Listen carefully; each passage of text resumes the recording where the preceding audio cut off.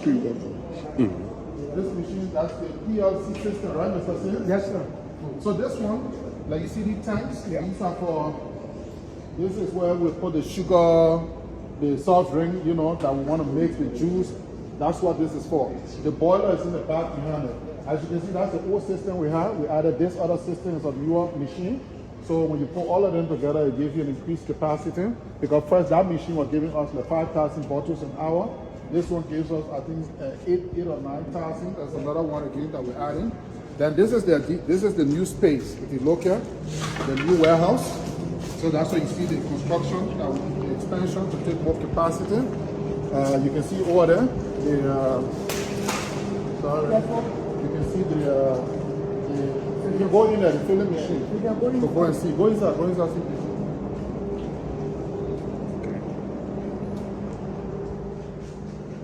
So this is the filling machine here at the factory.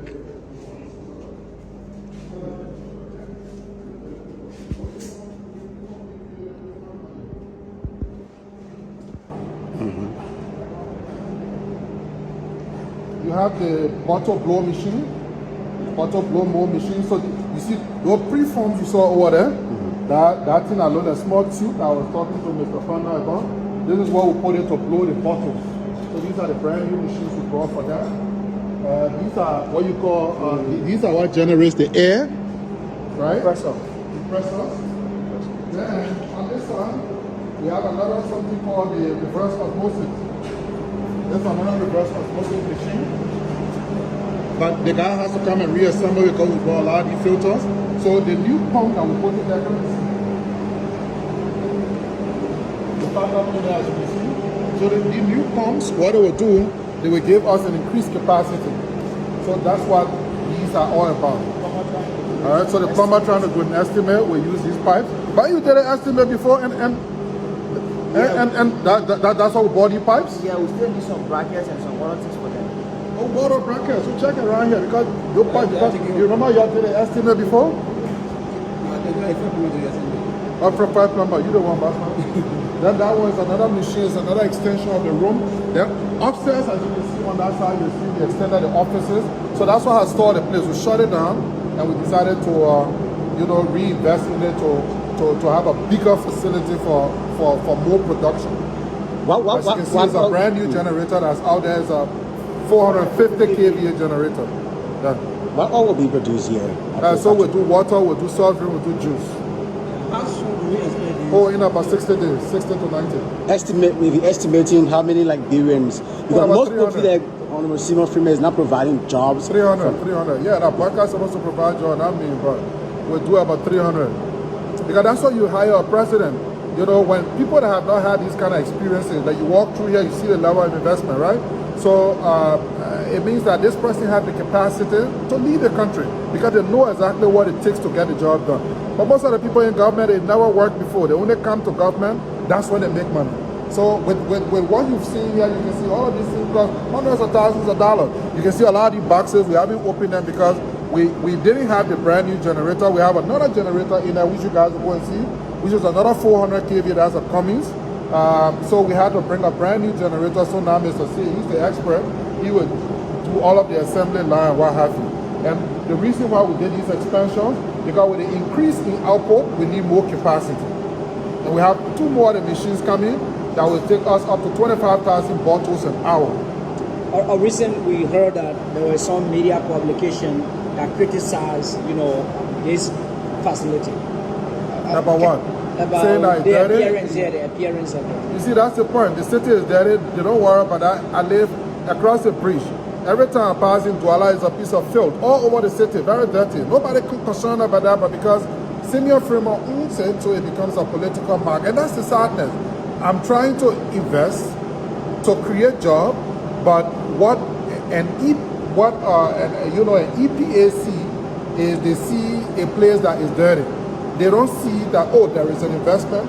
Let's see how we can call this other businessman and give him certain incentives that will help him to be more competitive. Only thing they see is, the place is dirty. And that's the approach that's killing investment. So with that kind of approach, I as a businessman, if another man says, we want to invest in in Liberia. Why would I want to encourage anybody? Because you see business people listen to business people. But if you create the necessary incentives, what's going to happen? You will be able to attract people. But the only people they're attracting are drug dealers. That's why the biggest investment we've had is up to $1 billion worth of drugs that they are facilitating and bringing in. But you see what we're doing? We're not doing drug business here. This is serious business. There's a lot of money. This is serious commitment. How much is this costing you for this investment? Oh, this expansion is costing more than $4 million. Far more than that. All of these machines are very expensive. As you can see, you may look at it, you know, like you see this machine will be able to process about 20,000 gallons an hour when we're done with it. And this, we have two of them. You saw one over there, you see this one here. So this is where it starts from. It processes all the water, it takes the salt out of it. All right, that's what we call it reverse osmosis. Then it sends it through all of our filtration system. The water is good, then we bring a carbonator machine that should be in by another 2 weeks. So the carbonator machine, like you see the water I'm drinking is carbonated water. So that's why you see most of the soft drink they make on the market is not that, it doesn't have that fast. So we'll be able to create that carbonation and then we do the soft drink and the juice. So when you open it, you feel that fast. That's why you see the original Coca-Cola is different from some of the local Cokes that are produced on the market. Let me ask this question. We have a lot of companies, water companies, and you are, you know, an investor.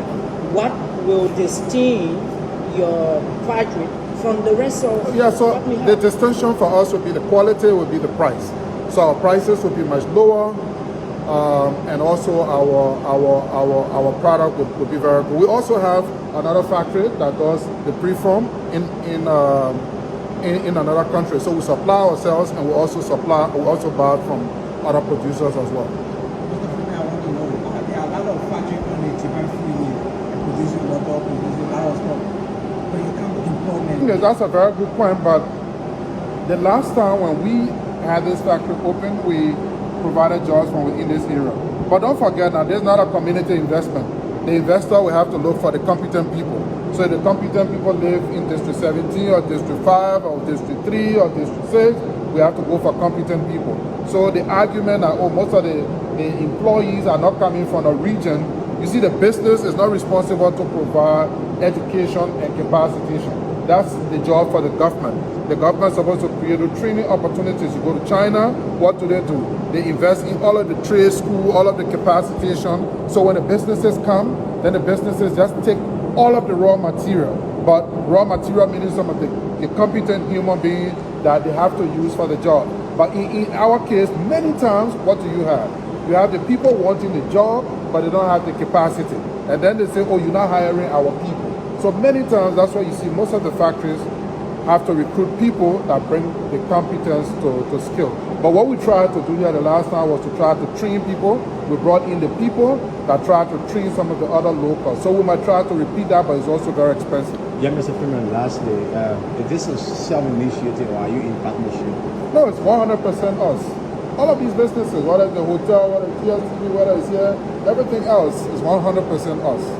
That's why you see when we talk with so much authority. That this is what we're doing. We're doing the same thing in other countries.